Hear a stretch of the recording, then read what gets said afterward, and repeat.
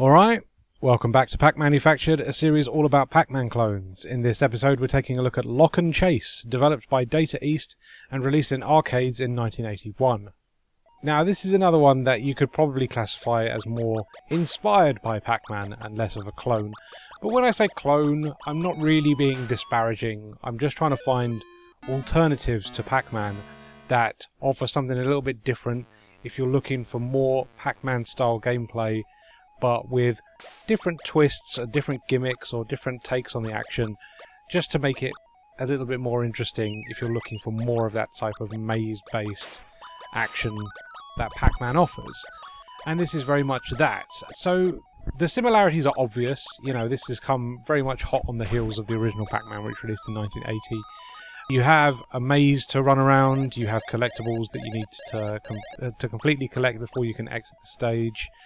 There are 4 enemies that are chasing you down. It has 4-way movement. Yeah, it's very obvious what is the influence on this, and that is Pac-Man. But there are some key differences, and the main one is that there is no way to fight back. There's no way to turn the tables on the enemies in this one. There are no power-ups that allow you to eat or defeat the enemies on the map at any given point. This is all about, you know, fast movement, careful cornering and stuff like that. You're really trying to outsmart the police at any given point during this. So yeah, you're very much always on the move and trying to find an exit or somewhere else you can turn so you can get away. The only sort of offensive capability you have is by putting up 2 walls at any given point. So yeah, if you are being chased and you need to sort of redirect the police away from you, you can put up a wall, and that will obviously make them collide, and then you can sort of, yeah, maneuver your way away from enemies at any given point using those walls to your advantage. But you only get 2 of them, so if you want to reposition them, you have to remove the previous wall and then put it up somewhere else. So yeah, there's a little bit of manipulating the maze itself to your advantage, which you can do there. And the other big thing as well is that once you've collected all the money within the stage, you then have to actually exit the stage as well. It doesn't just instantly clear the stage and you move on to the next one. You do have to find the exit at the top of the screen as well. So it's a lot more manic. It's a lot more based on being chased, and there are less ways to sort of counteract the fact that you're being chased by enemies at any given point. You can't defeat them, you can't eat them like you can in a traditional Pac-Man game.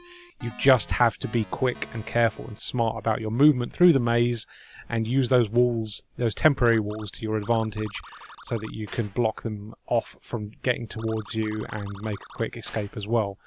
So yeah, Lock and Chase is an interesting one. I do feel like it's a more challenging game than Pac-Man, so if you're looking for something a little bit more difficult, then maybe this will be up your alley. But unfortunately, I don't enjoy it as much as Pac-Man, I've got to say.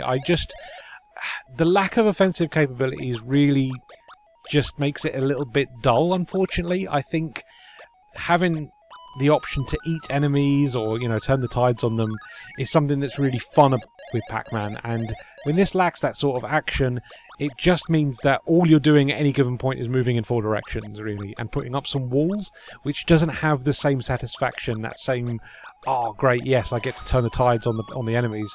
There's something really fun about that this is missing, unfortunately.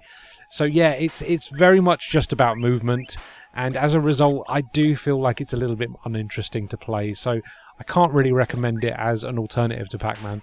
Saying that, this might be up your alley if you are very much just keen on careful movement and really trying to preempt what's going on at any given point and really trying to make your best route through the map so that you can escape those enemies and just find the collectibles and get out of there. There is definitely something there for a different type of player. I know not everybody takes the same things from Pac-Man that I do, so if you do enjoy just that smart, careful 4-way movement, then this may do it for you, because this is very much based exclusively on that and, you know, finding your best route through the stage at any given point. So that's Lock and Chase. I personally wouldn't recommend it as an alternative. I just think it's a little lacking in offensive capabilities to really make this a really enjoyable game. I think it needs something extra than just 4-way movement through a maze to be truly engaging.